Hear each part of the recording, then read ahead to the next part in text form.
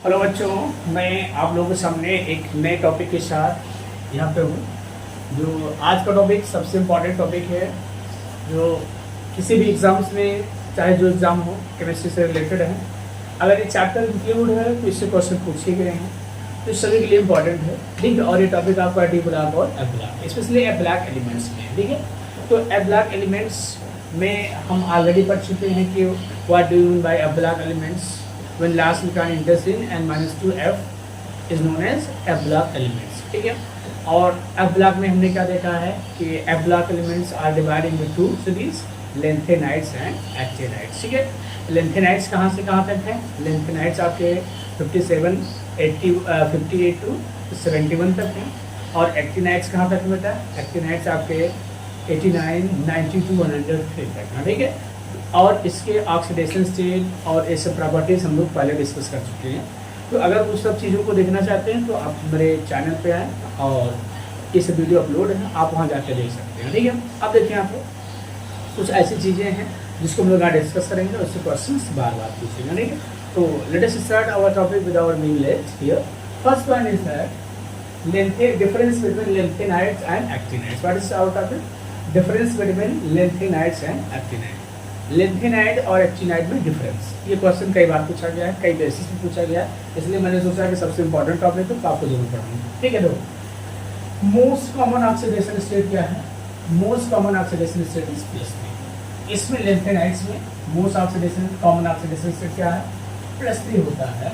और वे क्या करते थे? Also so +2 and +4। लेकिन एक चीज यहाँ पे ध्यान दीजिएगा ना कि ये +2 ऑक्सीडेशन स्टेट स्कैंडियम के द्वारा नहीं शो किया जाता, ये चीज ध्यान रखना है। तो वो जो इम्पोर्टेंट टॉपिक है मैं उसको आपको बताता रहूँगा कि स्कैंडियम के द्वारा जो है ये +2 ऑक्सीडेशन नहीं शो किया जाता है। अब देखिए आपको, सॉरी, यहाँ पे अगर हम लोग देखेंगे, ठीक, सॉरी बेटा, तो यहाँ पे हम लोग क्या देखेंगे कि लेंथेनाइड्स में ये +2 ऑक्सीडेशन स्टेट मोस्ट कॉमन नहीं है, ये चीज थोड़ा सा ध्यान रखना है, ठीक है। ये मोस्ट कॉमन ऑक्सीडेशन स्टेट क्या है बेटा? +3। इसमें देखो, they also show +3 oxidation state, ये भी +3 ऑक्सीडेशन स्टेट शो करते हैं। लेकिन यहाँ पे हम लोग क्या देखेंगे? +3 ऑक्सीडेशन स्टेट में हम क्या देखना है? They also show +4, +5 and +7 oxidation. मतलब क्या हो गया कि ये +3 ऑक्सीडेशन के साथ साथ कौन सा ऑक्सीडेशन स्टेट? +4, +5, +6 और +7। जबकि ये क्या करते हैं? +3, +2 और +4 ऑक्सीडेशन स्टेट। तो पहला डिफरेंस आपको क्लियर हो गया कि lanthanide most common oxidation state is +3 and they also show +4 and +2. But in actinide if they say they show +3 oxidation state, they also show, but they show higher oxidation state. क्या करते हैं? ये higher oxidation state दिखाते हैं, जैसे +4, +5, +6, +7 आदि भी दिखाते हैं, लेकिन इसमें ये ऑक्सीडेशन स्टेट नहीं पाया। तो पहला डिफरेंस क्लियर हुआ। दूसरा हम लोग देखते हैं यहाँ पर, देखो यहाँ पे बाइंडिंग एनर्जीज आर हायर। इसके लेंथेनाइड्स में बाइंडिंग एनर्जीज हायर होते हैं, इसकी बाइंडिंग एनर्जी क्या होते हैं? कम होते हैं। बाइंडिंग एनर्जी किसके? अब देखिए यहाँ पे बाइंडिंग एनर्जी क्या होता है, तो इसको देखने के लिए मेरे चैनल पे जाइए और वहाँ पे आप मेरे वीडियोस में बाइंडिंग एनर्जी क्या होता है वहाँ पे सर्च करिए। अगर नहीं है तो मैंने पता है मैं वीडियो आपको यहाँ पे प्लेस, ठीक है। फिर इनकी बाइंडिंग एनर्जीज क्या होते हैं बेटा? इनकी बाइंडिंग एनर्जीज क्या होते हैं? याद है ना, इनके बाइंडिंग एनर्जी क्या होते हैं? हायर होते हैं, ध्यान देंगे, हायर होते हैं। और इनकी बाइंडिंग एनर्जी क्या होती है? लो होती है। फिर नेक्स्ट देखते हैं, देखो, there hydroxide and oxides are less basic. इसके लेंथेनाइड्स के हाइड्रोक्साइड और ऑक्साइड क्या होते हैं? लेस बेसिक होते हैं, जबकि एक्टिनाइड्स के हाइड्रोक्साइड, तो क्या बेटा हम लोग देख रहे हैं यहाँ पे, देखो इनके मतलब there hydroxides and oxide are less basic in nature. इसके लेंथेनाइड्स के ऑक्साइड और हाइड्रोक्साइड का होते हैं लेस बेसिक इन नेचर होते हैं, और इनके ऑक्साइड और इसके तुलना में ध्यान रखना, इन दोनों की कंपैरिजन की जा रही है, तो इनके क्या होते हैं? तो मोर बेसिक होते हैं। हाइड्रोक्साइड और ऑक्साइड्स का होते हैं मोर बेसिक। किसके? एक्टिनाइड्स के hydroxide and oxides are more basic than oxide and hydroxide of lanthanides. फिर आते हैं हम लोग देखो यहाँ पे, they have poor shielding effect, they have poor shielding effect. इनके क्या होता है? Poor shielding effect. और कौन सा इफेक्ट होता है? फ्लोर का पुअर शील्डिंग इफेक्ट होता है, ध्यान देंगे, दे हैव पुअर शील्डिंग इफेक्ट, ठीक है।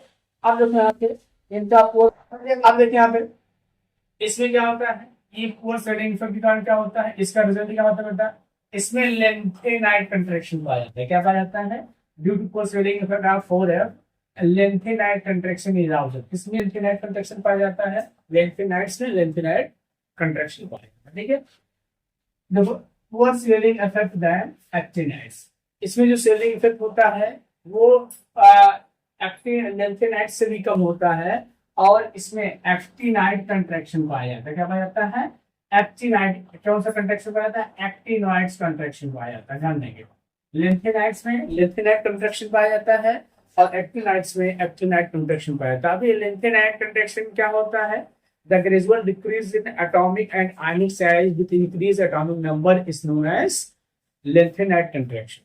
मतलब कि 4F में एटॉमिक नंबर बढ़ने के साथ साथ उसके एटम्स और एटॉमिक और आयनिक साइज छोटे होने की प्रक्रिया को हम लोग क्या कहते हैं, लेंथेनाइट कंट्रैक्शन कहते हैं। तो इसमें क्या पाया जाता है, they have poor swelling effect of 4F, so they form so lengthenite contraction is observed. They have poor swelling effect than lanthanides and actinide, ध्यान देंगे, actinide contraction is observed. तो actinide contraction किससे पाया जाएगा, actinide से पाया जाएगा। अब देखिए यहाँ पे do not form oxonides, do not form oxonides। जैसे यहाँ पे हम लोग थोड़ा सा यहाँ पे देख रहे हैं कि अगर oxonides होते क्या है, जैसे मान लीजिए oxonides हम देखते हैं, जैसे यहाँ पे ध्यान देंगे, ये ऑक्सीजन अगर हम आपको बताने की कोशिश करें, थोड़ा सा ध्यान देने, टॉपिक थोड़ा सा डिफिकल्ट है। मान लीजिए इस तरह कोई एटम है और ये ऑक्सीजन से जुड़ा है, ठीक है, ऑक्सीजन से जुड़ा है, और फिर ये ध्यान देंगे ये एटम पुनः किसी एक मेटल से जुड़ा है, पुनः ये किसी यस ब्लॉक किसी मेटल से जुड़ा है, उसे हम लोग क्या कहते हैं, ऑक्सीजनाइज कहते हैं। पुनः ध्यान देना, जैसे ये ऑक्साइड हो गया, यहाँ पे बिल्कुल ऑक्साइड है क्योंकि U2 प्लस है, ऑक्साइड है, ठीक है। अगर यहाँ पे क्या लगा दें, के लगा दें और कभी चार घट जाएगा तो क्या हो जाएगा, ऑक्सीजनाइज हो जाएगा। यहाँ Na लगा दें तो क्या हो जाएगा, ये ऑक्सीजनाइज हो जाएगा। तो ये चीज मैं बताने की कोशिश कर रहा हूँ कि इसमें अगर इसके मेटल ऑक्साइड्स हैं, मेटल ऑक्साइड है और उससे पॉजिटिव चार्ज है, तो उसे ऑक्सीजनाइज कर सकते हैं। अगर हम यहाँ पे कोई मेटल यहाँ लगा देंगे, यहाँ पे कोई मेटल लगा देंगे तो चार्ज खत्म हो जाएगा, तो ऑक्सीजनाइज हो जाएगा। अगर इस तरह कंपाउंड U2 प्लस यहाँ दिखाया गया है, ठीक है, तो ये क्या होगा, ऑक्सीजनाइज होगा। अब देखिए यहाँ पे ऑक्सीजनाइज में हम लोग क्या देख रहे हैं, ऑक्सीजनाइज में हम लोग क्या देख रहे हैं, देखो बहुत सारे ऑक्सीजनाइज बनाता है, ये ऑक्सीजनाइज बनाता है, ये ऑक्सीजनाइज। तो आई थिंक ऑक्सीजनाइज क्लियर होगा। अगर नहीं क्लियर हो पा रहा है तो आप कमेंट करिएगा, मैं एक बार उस पर ऑक्सीजनाइज एक टॉपिक बना के मैं वीडियो बना दूंगा, ठीक है। तो ये आपका ऑक्सीजनाइज हो गया। ये डू नॉट फॉर्म ऑक्सीजन, ये ऑक्सीजनाइज नहीं बनाते हैं और ये ऑक्सीजनाइज बनाते हैं। अब देखिए आप, they are paramagnetic, lanthanides are paramagnetic that can be easily explain. इनके लेंथेनाइट को पैरामैग्नेटिक नेचर को एक्सप्लेन किया जा सकता है। अभी कोई जरूरी नहीं कि सब पैरामैग्नेटिक हो, तो जिस केस में ध्यान देंगे बेटा, थोड़ा सा हटा जाओ, दे आर पैरामैग्नेटिक। अगर यहाँ पे मान लीजिए ध्यान देंगे, अगर F में G होगा, F में 7 होगा और F में 14, तो ये डायमैग्नेटिक होगा। इस चीज को ध्यान रखेंगे। और यहाँ पे मैग्नेटिक मोमेंटम भी हम लोग कैलकुलेट कर सकते हैं, तो उसको हम बाद में आपको बताते हैं कैसे मैग्नेटिक मोमेंटम कैलकुलेट करते हैं, ठीक है।